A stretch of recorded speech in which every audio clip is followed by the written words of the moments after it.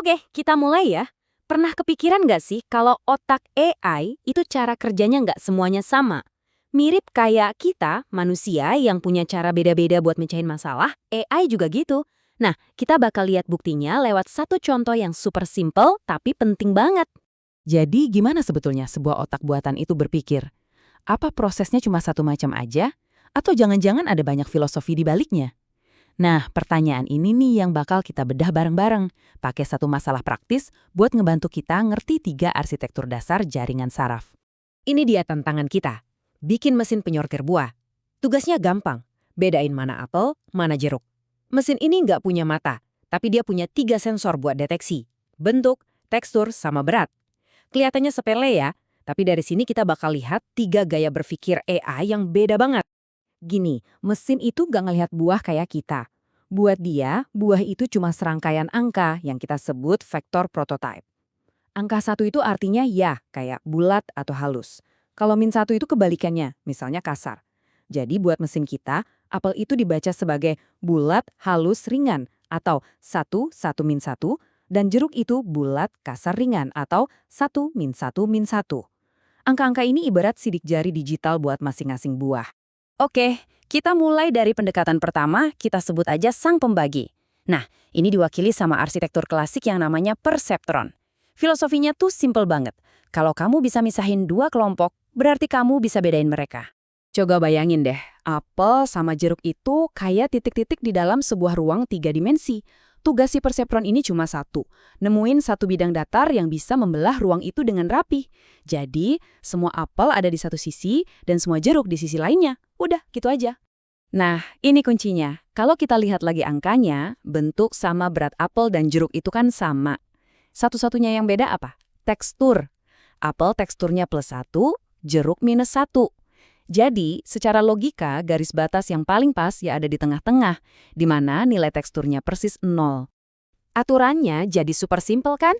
Kalau ada buah masuk, terus sensor teksturnya baca angka positif, mesinnya langsung bilang, oh ini di sisi apel, pasti apel. Kalau angkanya negatif, oke, ini di sisi jeruk, ini pasti jeruk. Cepat, efisien, dan cara kerjanya sangat geometris. Sekarang kita geser ke pendekatan kedua. Di sini kita ganti total cara pandangnya. Kita tinggalin filosofi membagi-bagi tadi dan kita masuk ke dunia kompetisi. Pendekatan ini pakai jaringan Hamming yang ngelihat masalah ini bukan lagi soal pemisahan, tapi soal pertandingan. Prosesnya itu kayak kontes 2 babak. Babak pertama, lapisan feed forward, di mana informasi jalan lurus ke depan, itu ngukur seberapa mirip buah yang masuk ini sama si apel dan jeruk ideal. Mana yang paling mirip, skornya paling tinggi. Terus, masuk babak kedua, lapisan recurrent, di mana informasi bisa bolak-balik, dan disinilah kompetisinya dimulai. Neuron-neuronnya saling sikut-sikutan. Nah, ini inti dari kompetisinya. Neuron yang skor awalnya paling tinggi, bakal pelan-pelan neken neuron lain, sampai outputnya jadi 0. Ini namanya dinamika winner take all. Si pemenang ngambil semuanya. Jadi, pada akhirnya, cuma ada satu jagoan yang bertahan, seolah-olah teriak, buah ini paling mirip sama gue. Sekarang kita sampai di pendekatan ketiga, yang bisa dibilang paling canggih dan intuitif, yaitu sang pemulih. Ini diwakili oleh jaringan Hopfield. Filosofinya beda total. Tujuannya bukan cuma ngasih label, tapi juga mengingat dan memperbaiki. Jaringan Hopfield ini kerjanya kayak memori. Dia udah nyimpen ingatan tentang apel dan jeruk yang sempurna itu kayak gimana bentuk angkanya.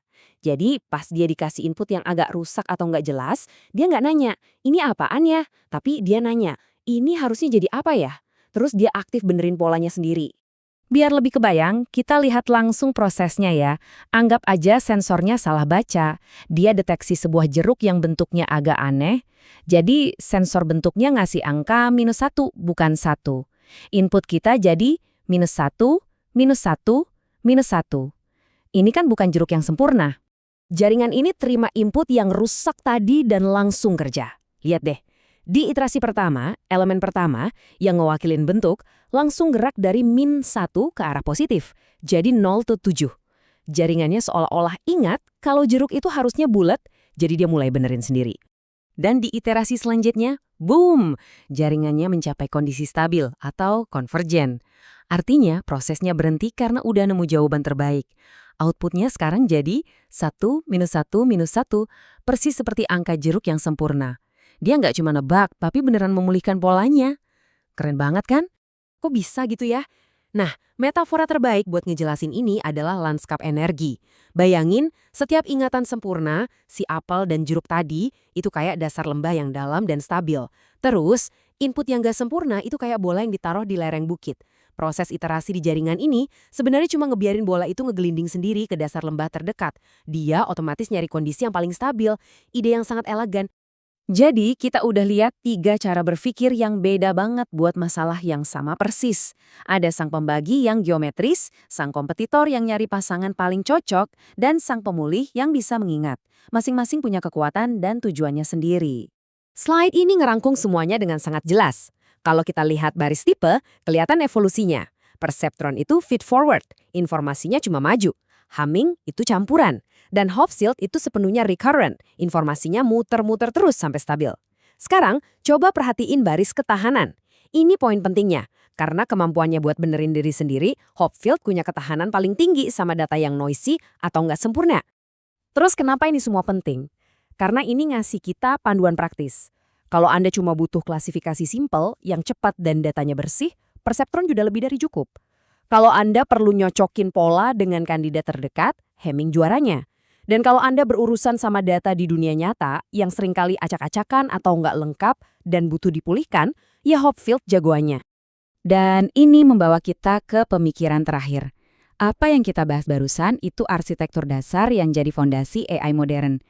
Kalau jaringan-jaringan sesimpel ini aja udah nunjukin filosofi berpikir yang begitu beragam, coba bayangin keragaman dan kompleksitas cara berpikir yang tersembunyi di dalam model-model AI raksasa yang kita pakai sekarang.